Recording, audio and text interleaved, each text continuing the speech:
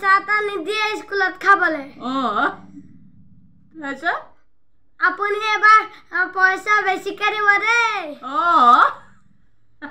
মামা কয় দে পইচা কেইটামান সৰহকে দিব তোমাক এতিয়া পইচা কেইটামান সৰহকে দিব দেই মামা নমস্কাৰ পুনৰবাৰ আপোনালোকৰ মাজলৈ অন্য এটা ভিডিঅ' আগবঢ়াইছোঁ আৰু সকলোকে মোৰ ভিডিঅ'টোলৈ স্বাগতম জনাইছোঁ আপোনালোক সকলো ভালে আছে চাগৈ আৰু ঠাণ্ডা বহুত পৰিছে নহয় জানো সেইকাৰণে আজি চুৱেটাৰ এটা পিন্ধি লৈছোঁ দেখিছেনে দিনতে বহুত বেছি ঠাণ্ডা পৰিছে গতিকে সকলোৱে চাগে ঠাণ্ডা অনুভৱ কৰিছে আৰু দেই কাৰণ পুহ সোমাইছে নহয় জানো আজিতো পুহৰ 2-3 তাৰিখ হ'লেই গতিকে ঠাণ্ডা বহুতেই পৰিছে আৰু সকলো ভালে থাকক নহয় জানো ঠাণ্ডা কাৰণে কৈছোঁ আৰু সকলোকে গতিকে আজি ভিডিঅ'টো লৈ আহিছোঁ আপোনালোকৰ কমেণ্টৰ ওপৰত আপোনালোকৰ কমেণ্টখিনি পঢ়ি দুগুণে উৎসাহ পাইছোঁ পুনৰ এটা ভিডিঅ' বনাবৰ কাৰণে কাৰণ আপোনালোকে যিখিনি কমেণ্ট লিখিছে সকলোবিলাক কমেণ্টৰ মই ৰিপ্লাই আচলতে লিখি থাকিবলৈ সময় অভাৱ হয় আচলতে জানেই আপোনালোক সকলোৱে জানে আমাৰ অংগনাবাদীৰ সময়ৰ কিমান অভাৱ আপোনালোকক আকৌ বেলেগকৈ ক'বলগীয়া কথা নহয় অৱশ্যে সেইকাৰণে আপোনালোকক মই কমেণ্টৰ ৰিপ্লাই লিখি দিয়া নাই তাৰ কাৰণে ক্ষমা কৰিব সকলোকে মই ধন্যবাদ জনাইছোঁ কমেণ্ট এনেকৈ কৰি উৎসাহ যোগাই থাকিব আৰু নতুন নতুন ভিডিঅ' বনাবৰ কাৰণে মই প্ৰেৰণা পাম আপোনালোকৰ পৰা উৎসাহ পাম গতিকে আপোনালোকে সকলোৱে প্ৰেৰণা যোগাই থাকিব বুলি মই আশা কৰিছোঁ আৰু আপোনালোকৰ কমেণ্টবিলাক পঢ়ি পেলাই মই অনুভৱ কৰিছোঁ কাৰণ মই ভিডিঅ'টো বনাইছোঁ সঁচাকৈ কাৰণ আপোনালোকৰ কমেণ্টৰ জৰিয়তে এইটোৱে বুজিছোঁ প্ৰত্যেকটো কমেণ্টৰ আচলতে উত্তৰ মই দিয়া নাই সামগ্ৰিকভাৱে মই সকলো কমেণ্ট পঢ়ি পেলাই উত্তৰ এইটোৱে দিছোঁ আচলতে কাম যেতিয়া হাতে কামে যেতিয়া হয় তেতিয়া মানুহে বিশ্বাস কৰোঁ এতিয়া আমি 50% মানে বিশ্বাস কৰিছোঁ কিজনী আগন্তুক সময়ত হাতে কামে হ'ব চাগে নহ'লেও আমাৰ হাতত অস্ত্ৰ আছে আমি সেই অস্ত্ৰ প্ৰয়োগ কৰিব লাগিব সময়ত গতিকে বিভিন্ন অস্ত্ৰ থাকিব পাৰে আমাৰ ধৰক অকল যে দা কটাৰী ল'লেও অস্ত্ৰ হয় সেয়া নহয় অস্ত্ৰ আমাৰ বিভিন্ন ধৰণৰ আমি ব্যৱহাৰ কৰিব পাৰোঁ দা কটাৰী নোহোৱাকৈও আমাৰ কিছুমান আমাৰ কাৰুকাৰ্য বা আমাৰ কাৰ্যক্ৰমণিকাৰ জৰিয়তে আমি আমাৰ অস্ত্ৰ আমি প্ৰয়োগ কৰিব লাগিব গতিকে আমি সময়লৈ বাট চাবই লাগিব গতিকে নিৰ্দিষ্ট সময় দিছে সময় সমাগত সেয়েহে আমি আগন্তুক শীতকালীন অধিৱেশন নিচেই কাষতে আৰু তেতিয়ালৈকে আমি বাট চাওঁ সকলোৱে কৈছে যে মিছা বাতৰি আগতেও কৈছিলে হয় তেখেতে 17 চনত যেতিয়া সদন বহিছিলে সদনত তেখেতে নিজ মুখেৰে 1000 টকা কৰ্মীসকলক আৰু 500 টকা সহায়িকাসকলক দিম বুলি কৈছিলে মই আনে কোৱা কথা বিশ্বাস নকৰোঁ নিজে মই সেই বাতৰিটো টিভি পৰ্দাত চাবলৈ পাইছিলোঁ বা চাই পেলাই মই ইমানেই ফূৰ্তি কৰিছিলোঁ 1000 টকা তেতিয়া আমাৰ 6500 বা এতিয়াও 6500 লগত 1000 যোগ কৰিলে 7500 হ'ব আৰু বাজেটখন যেনে হ'লেও 1% এটা হ'লেও আমি 1000 টকা বহা মানেও আমাৰ গাড়ী ভাড়া এটা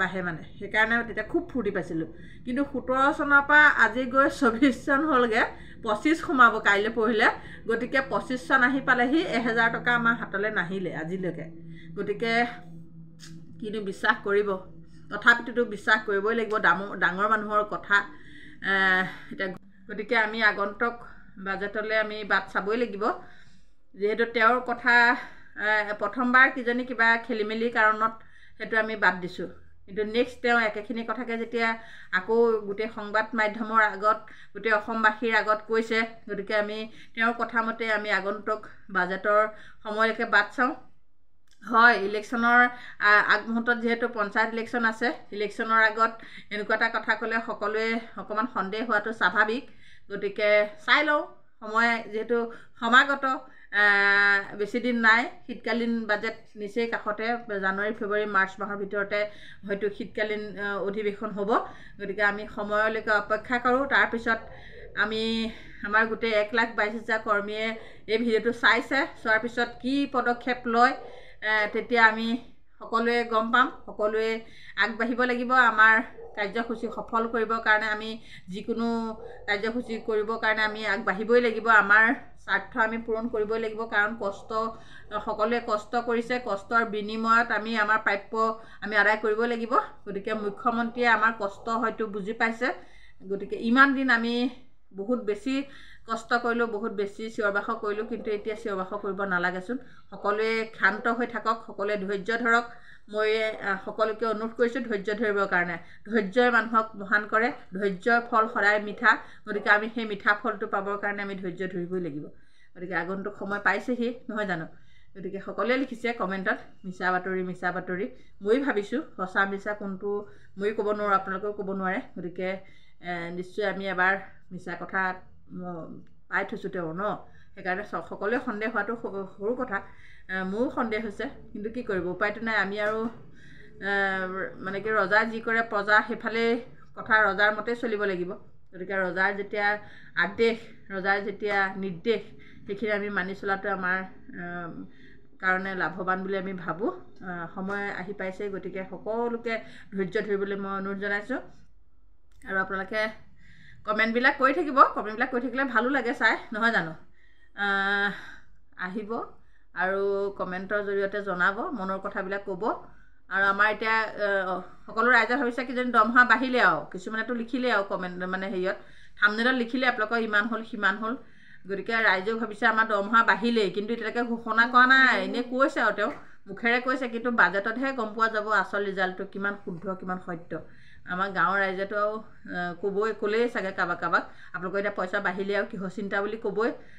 স্কুল কৰিবই লাগিব, আমুক তামুক নিৰ্দেশ দিবই। গতিকে আমি স্কুল দৰমহা বাঢ়িলেও কৰিব লাগিব, নিজৰ ডিউটি নাবাঢ়িলেও কৰিব লাগিব। কিন্তু বাঢ়িলে আমাৰ কি হয়, আমাৰ কষ্টখিনি কৰা সাৰ্থক হয় বুলি মই ভাবোঁ। যদি নাবাঢ়ে, আমি ইমান অহা যোৱা কৰোঁতে বা মই কালি কৈছোঁৱে ভিডিঅ'টোত সকলোখিনি জনাই আছোঁ আপোনালোকক। গতিকে আমাৰ কষ্টৰ ফলটো যাতে আমি পাওঁ, সেইটোকে আপোনালোকক কৈছোঁ। আৰু আপোনালোকৰ কমেণ্টৰ জৰিয়তে বাকী জনাই থাকিব, মোক ক'বলৈ কমেণ্টৰ দ্বাৰা সকলোৱে। মামা আপুনি বোলে মাহঁতে দৰমহা বঢ়াইছে। মায়ে বোলে মোক স্কুললৈ গ'লেও পইচা এটা নিদিয়ে স্কুলত খাবলৈ। আপুনি এবাৰ পইচা বেছিকৈ দিব দেই। মামা কৈ দে পইচা কেইটামান সৰহকৈ দিব, তোমাক এতিয়া পইচা কেইটামান সৰহকৈ দিব দেই মামা। তেতিয়াহে আমি চলিব পাৰিম ন, নহ'লে তেতিয়াহে আমি চলিব পাৰিম। ৰাম কৃষ্ণ জয় কৃষ্ণ। নহ'লে মামাই পইচা নিদিলে ক'ৰ পৰা চলিম, হয় নহয় বাৰু? ঠিকে কৈছে ন। সঁচাকৈ ল'ৰাটোৱে মানে কেতিয়াবা পইচা পাতি মানে খুজিলে আমিনো সদায় ক'ৰ পৰা 10 টকা দিম বাৰু টিফিনৰ কাৰণে। মানে কেতিয়াবা নাই নুই কওঁ যে পইচা আজি নাই, আমুকহে তামুকহে।